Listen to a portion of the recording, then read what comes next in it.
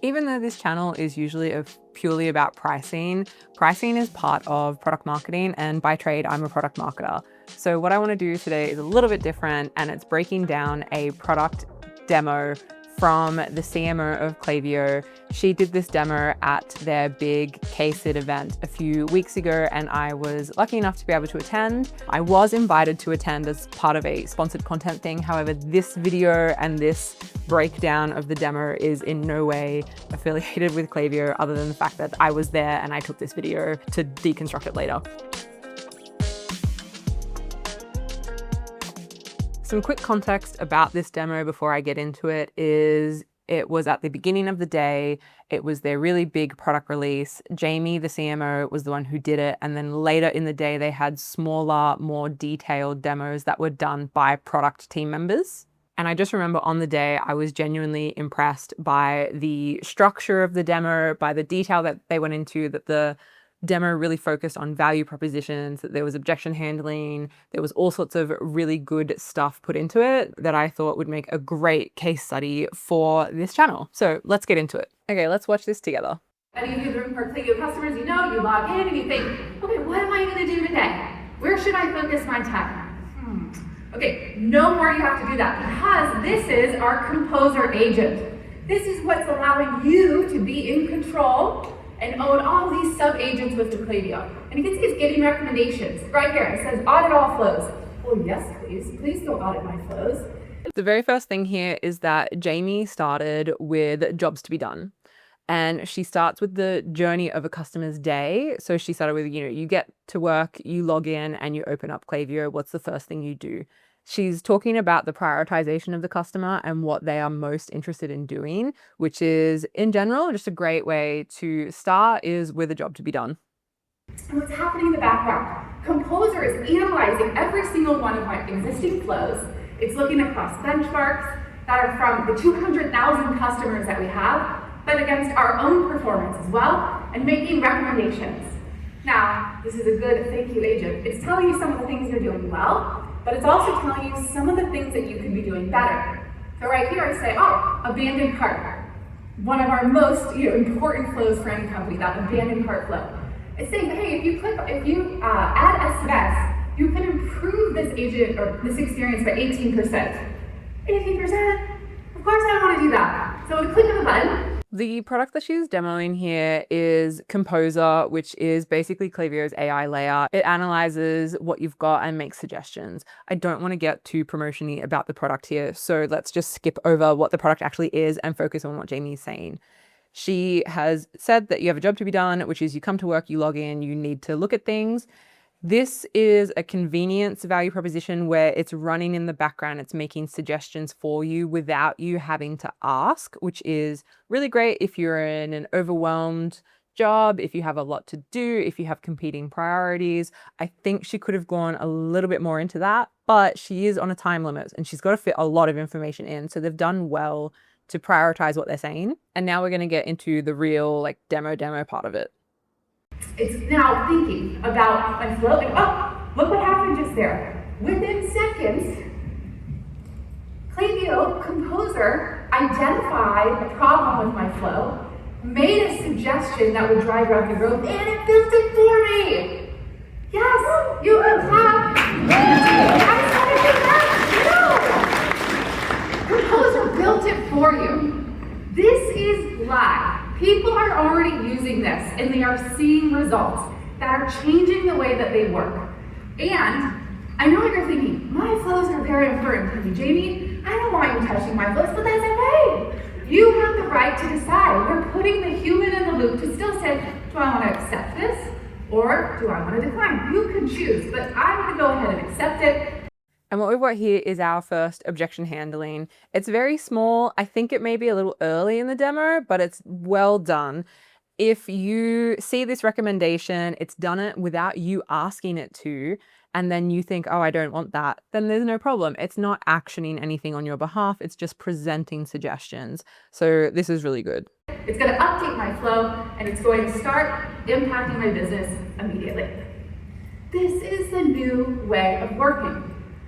This is not you waking up, having to build a campaign rather brief. No, this is different. And I'm telling you, seriously, let's think about a campaign. Before I let her go on, what she's just done here is a little bit of narrative. So there's a little bit of brand sprinkled in amongst the product marketing. And then she's highlighted the pain point. The pain point is, again, you have a lot to do. You're spread between lots of things. Your prioritization is difficult. These kinds of typical work-related stuff. It's very small, but that's actually one of the things that I wanted to show about this demo is that there's little sprinkles of objection handling, value propositions, jobs to be done. There's more that we're going to see, and it's sprinkled consistently throughout so that there's constant reinforcement of the overall value proposition and value of the product that she is demoing. That's what you have to do. You write a brief, you have to build your images, right? You have to build your segmentation, you probably have to get some approvals, you have to go to a couple people, take hours, days. It doesn't happen overnight, right? Now I just put in a prompt. I want to build a campaign. And what happened just now, you saw that I have my brand guidelines uploaded. I already have an image library. These are just my foundations built within Klaviyo. And within seconds, it just went and created a campaign for me. Here we have a before and after comparison. So what life is like without the product and with the product. This is tied into the brand narrative that they're doing. Sometimes narrative is belief driven, such as, as a company, we believe that the future of this industry is blah, blah, blah, blah. In this instance, instead of using a huge belief on AI is the future, they're instead saying like the future of marketing includes this, and here's a before and after showing that and proving our point. Seconds. Yes, he's excited. I'm excited. Think about all the steps that we had to do in the old world. Those days are over. And let's okay, you're like, okay, Jamie, sure, whatever. Drill it. Literally in seconds, I went and created an email, text, SMS, quiz across every single channel that I am currently running. And let's drill it. What does it look like? Is it good enough? How do you know? It's pretty good. It knows my logo, it knows my brand, it knows my tone. It has gone and looked at every single one of my emails to identify what works. And it's giving me, out of the box, a suggestion that you can get started with immediately. Pretty powerful. Okay, let's see. Now, so we've created this end-to-end campaign. Let's see what the customer sees. So this is Duncan. Duncan's a big culture guy, culture kings guy. He loves their products. So I am going to send him a message, and he's going to click into it, and then what's happening here? Like Duncan went right into our, right onto the website for Culture Kings, and now Customer Agent is communicating with him directly, right? It's taking. We've gone into more of a narrative-driven, persona-driven customer journey. One clarification here is that Klaviyo sells to businesses, but Klaviyo's customers sell to consumers. So they are a B2C CRM. It means that they are now laying out so what does this mean for your business and for your customers? They've already said that their target persona is businesses. That's who's in the room physically that you can hear cheering in the background. And now they're going into their customer's customer, which is one of the best ways to demonstrate a product, is to say this is how your end user will see it and how they will experience it. Taking over the conversation and saying, hey, Duncan, welcome back. Okay, let's get started on this quiz. So Duncan's like, yeah, all right, I'm gonna answer a couple questions. Pretty easy. But what's happening over here in the background is now those insights, that is first-party data we're feeding right back into your customer profile. So this interaction that would typically be a pre-sale post is immediately integrating with your customer profile. This is giving you insights so you can drive more personalization and better experiences, but it's also creating a better experience for Duncan. Here, what I want to point out is that for the first time, and we're almost finished with the video actually, for the first time, Jamie starts talking about functionality in detail. So she mentioned functionality a little bit at the beginning with, you show up, this is what the dashboard looks like, and things just start happening. But here she's talking about integration, she's talking about information processing, she's talking about this moves from here to there, and that is function. But she's making sure to reinforce that function with not just here's how it works, but here's what that does. She's going back to this persona that she's created, Duncan. She's talking about how this functionality impacts his experience and improves it. And she's making sure not to get stuck in the click this button, go here, do this, do that, which is what a lot of demos do focus on. So now Duncan's filled in the quiz, we've made a recommendation, say based on what you've told us, these are the products that we recommend for you. Now Duncan's pretty cool, he likes his Ed Hardy jacket, he's thinking, hey, I'm not just gonna purchase this right here, I wanna try it on. So Duncan says, hey, where can I go to try on the jacket? Now because our customer agent is integrated out of the box with Culture King's POS system, and we have geo-targeting, I can instantly know where he is, I can check inventory, and I can immediately make a recommendation saying, go to 420 George Street, they have the jacket, it's in your size, go try it on. Pretty powerful, right? This is not a dumb bot. This is a bot that understands Duncan, that understands your business, and can make recommendations that can drive that personalized experience. Here we have another objection handling. It's not a dumb bot. It's so much more than that, because a lot of people, especially in this industry where she's talking about e-commerce and retail, where we've all had really horrible chatbot experiences, she's acknowledging the reputation that this technology in an older version has had and is not shying away from it, which is really good. And she's giving the objection handling of, it's not what you think it is. It's not what it used to be. It's much better. And she's just talked about all the ways that it is better. Let's keep going. We're almost done. And now if you go back into Klaviyo, it looks like Duncan, he went and bought the jacket, because I'm also tracking in-store information and bringing that back to his profile. So yay, us. The job is not done there. If I go back into Composer, it's going to already make my next recommendation to tell me exactly how to spend my day. That is as much as I recorded. I hope you didn't totally hate my camera work in this. It was hard to film. Overall, I think this is a really good demo to refer to if you're writing your own scripts and demos. Again, it's because it does the sprinkling method rather than here's section A where we talk about pain points and we only talk about pain points. Here's section B where now we're talking about value propositions. That can work. It depends on the format.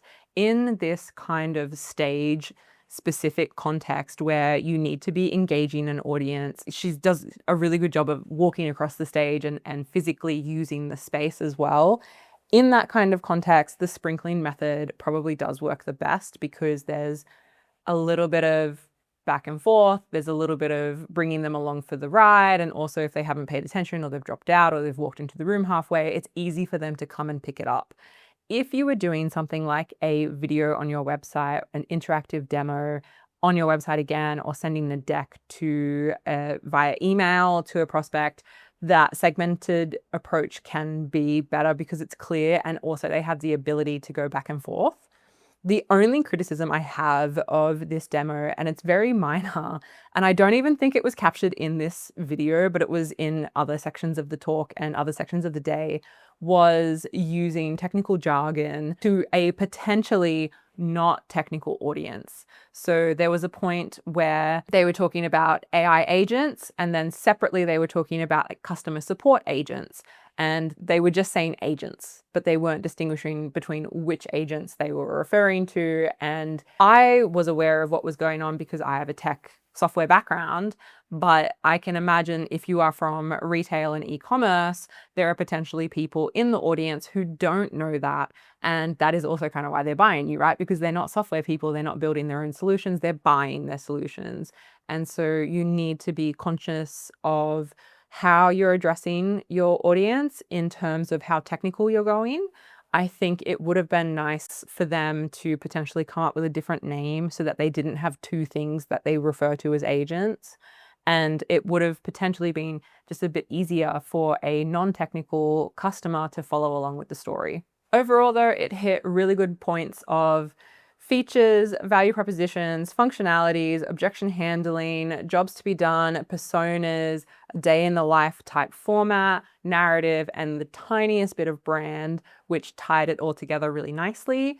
I think a lot of people are sometimes confused about the difference between a brand marketer and a product marketer. This is a really good example of product marketing where it is by a CMO, it's by a marketer, but it's very focused on the product, and the brand is not the main thing.